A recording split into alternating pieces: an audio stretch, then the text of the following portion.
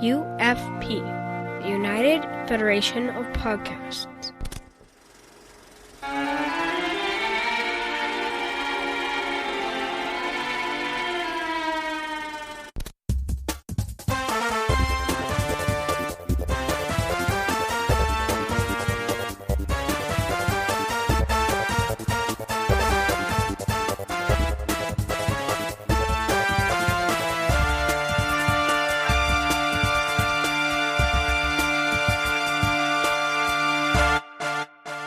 Welcome to Franchise Fatigue. I'm your host, Brandon-Shea, and this is the Little Podcast on the United Federation of Podcast Network, where me and my good friend Zach Moore talk about movies, sequels, and remakes. Because we love movies, sequels, and remakes. All of them, every single one. Isn't that right, Zach? Judgment Day is inevitable, Brandon. Yes, it is. Isn't this a great movie? No. This is not a great movie, but we'll get into it. Talk to the hand. Talk to the hand, buddy. Relax. Relax. Oh, I think this movie's fun. Okay, well, spoilers are out of the way. We've got a wonderful guest joining us tonight, Mike Schindler. How are you doing? Pretty good. How about yourself? I'm fine. I don't know. I don't think Zach's doing very fine. But you know what? I'm excited to have you on because we haven't had you on since we discussed Mission Impossible 2.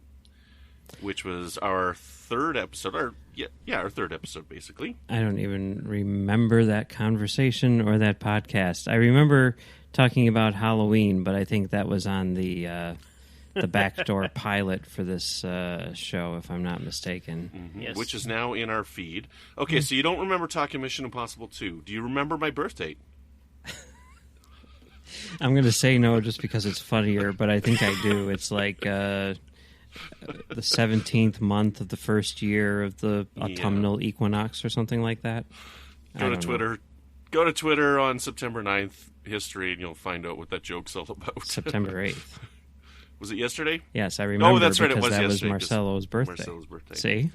Which is also Star Trek's birthday, which is the whole thing of why this is an in-joke on Twitter, Brandon.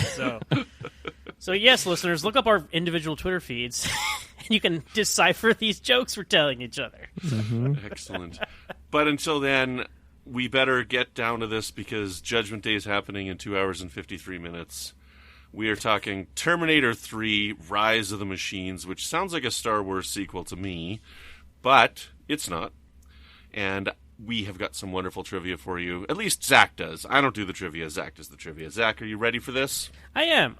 But before we jump into the trivia, I do want to ask you guys, did either of you get the privilege of riding on Terminator 2 3D Battle Across Time at Universal Studios back in the day? No. Hell yes. There it is. The only theme park ride technically directed by James Cameron, I think. Indeed. Well, I don't know if he's directing any of the Avatar rides there. But that was, for all intents and purposes, his Terminator 3. And it was made in 1996 time. It was at Universal Studios. There was one in Hollywood and in Florida, and it was amazing. But did you enjoy Terminator 2 3D Battle Across Time, Mike? Hell yeah. It's the best. Best thing ever. Is it better than Terminator 3? 3D, three screens of 70 millimeter 3D. I mean, what could be better than that? Is it better than Terminator 3, Rise of the Machines? I guess is the real question. Is it better than Rise of the Machines? It is, even though the plot probably makes less sense. That's a great way to put it. Yes, very good. If anybody doesn't know what we're talking about, I recommend going and doing some online research. Go to YouTube. Universal Studios, check it out. It's amazing. Well, it's unfortunately it's closed now. It's a Transformers ride. Yeah, I know. Just so they have this on YouTube, can you watch the whole thing? Because I've actually never seen this. I think you can. I know it is floating around the internet. I'm assuming it's on YouTube at this point, but yeah, it's hard to kind of because it was interactive.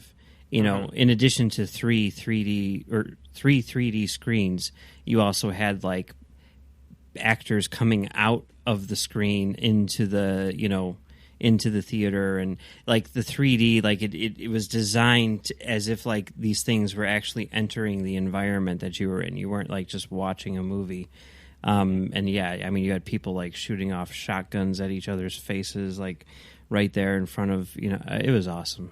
Anyway, yeah, you had body doubles for Schwarzenegger and everybody running out into the crowd, and anyway, it was a great immersive experience of the Terminator franchise, and for a long time that was the only Terminator 3 we got, because James Cameron directed this, starred Arnold Schwarzenegger, Linda Hamilton, Edward Furlong, even Robert Patrick came back. We got to see Cyberdyne in the future, the Skynet headquarters, and the system core, and the time displacement equipment, like lots of iconic things from the Terminator kind of mythology outside of the movies that we got to see down the road, we got to see for the first time in T2 3D Battle Across Time. But 2003 came along and negated that entire theme park ride. It is no longer canon. Like the majority of the Terminator franchise itself, that ride is no longer canon, and we're back to where we started. But anyway, I just want to throw that out there as a mention, because before T3 we had T2 3D. Before we got before T3 2D, there was T2 3D. There we go. That's the line I was looking for. But anyway, You sound jaded. Getting into it. Terminator 2 was a great success. It came out in 1991, and it took him 12 years to come out with a sequel, Terminator 3. Now, James Cameron, he didn't come back for Terminator 3, and Arnold Schwarzenegger was going to hold out and not do another Terminator film without him. But Cameron, they had become friends working on the Terminator films together. So Cameron told him, hey, man, just do it. Ask for a ton of money. Take the money and run. So Schwarzenegger took his advice, and he reprised his role for $29.25 million, which is a record amount of money at the time. And he had an insanely long contract with like perk packages and complete control over all of his attendance at the movie. He had a cut of the profits as well, in addition to his salary. So he made bank off this, and this was his last big film before he became governor of California. So he went out in a blaze of glory with this film. And really, they really couldn't do it without him. So once they secured him in place, they kind of locked everything else around the fact they had Arnold again. Now, James Cameron, like I said, did not return. Ridley Scott was approached. John McTiernan was approached. Ang Lee was approached. These are all directors who were attached to other things at the time. Ridley Scott was making Black Hawk Down. John McTiernan, he was considered. And then Ang Lee was making The Hulk. So they all had other projects they were working on. Also, Michael Bay as well was considered, but he turned the offer down to direct Bad Boys 2, which came out of the same year. And speaking of T2 3D, Michael Bay's own Transformers, that franchise, is what has taken over the ride area at Universal Studios from T2. So it's all cyclical. So there you go. Now, there were a lot of early drafts of this film when they were kind of finding what they wanted to do with it. And one very early draft had a completely different story, which had John Connor as a computer programmer, and he ends up making Skynet. And Sarah Connor was also in the film, and there was an evil shapeshifter. The bad Terminator was a shapeshifter, but it could also take on a gaseous energy form. So these are some of the early ideas they had for Terminator 3. And another one was there was a founder. Yeah, it was a true changeling, a true shapeshifter, right? But another idea was there was not going to be a good Terminator. I don't know if maybe this is before they thought they could get Arnold back or not. But an idea was that they just had a Terminator that went back in time to make sure Judgment Day occurred. And this is actually a thread that got kept for the actual film that we ended up getting. So, lots of ideas about that. The idea of a female Terminator was something that had been around for a while, and that finally came to fruition in Terminator 3. But getting back to Arnold, he was 54 years old when he made Terminator 3, and he worked out. He had a ridiculous workout regimen. He worked out for 6 months, 3 hours a day before shooting started, and he matched his same body weight and muscle measurements that he had 12 years earlier with Terminator 2. He took great pride in the fact he was able to retain that look, being in his 50s, and he looks great. I mean, we don't see him shirtless very often, but man, he looks amazing in his first couple of scenes. It's pretty outstanding that he did that. There's one thing about it though that doesn't quite look right to me, and that's his hair. You can tell that his hair's been dyed because it's like one solid uniform color of black. So I don't know. That sticks out to me. Like it's something that looks odd, and it's his hair that looks odd to me. Well, he still dyes his hair even to this day. So, but interesting note that he's not playing the T-800 as he did in the first two films. This is not mentioned in the film itself, but all the expanded material, the comic books, video games, novels, toys, there was a lot of material, auxiliary material in this movie. Reveals that he's playing a T-850, which is a upgraded version of the previous Terminator model he played in the first two films.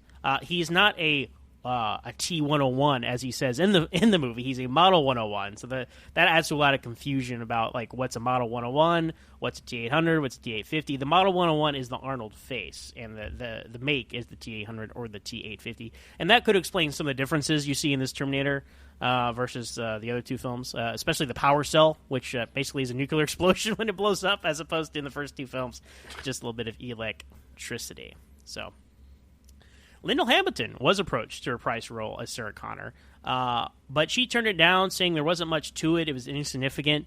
Her character would have died about halfway through, and that they just wrote her out of the film. And so they killed her off screen from leukemia, as we see in the film. So she's gone. Edward Furlong was attached up until December 2001. He was going to be John Connor and reprise his role, but he got dropped from the film, allegedly due to his substance abuse problem. Because he was, unfortunately, he's one of those child actors that kind of fell into a bad place, getting fame so quickly, and he's had lots of battles with drugs and alcohol. And those continue to this day. So he's always, kind of struggled to get back on his feet. So unfortunately, that kept him from appearing in Terminator 3. And you really do miss that continuity of the character of Sarah Connor is gone and the actor of John Connor is gone. But some of the other actors that auditioned to play John Connor, I thought this was very interesting. David Walton and John Krasinski. That's right, Jim Halpert from The Office. And you think that'd be weird, but then you see him in things like, Jack Ryan.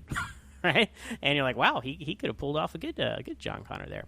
And then in an attempt to possibly make up for the fact they're losing the heavy hitters of the first two films, in an early draft of the script, Lance Henriksen, who played one of the detectives in the original Terminator, he was going to come back, but be in a wheelchair, following up on injuries he had sustained in the assault on the police attack of the first Terminator. Would you guys would like to see that?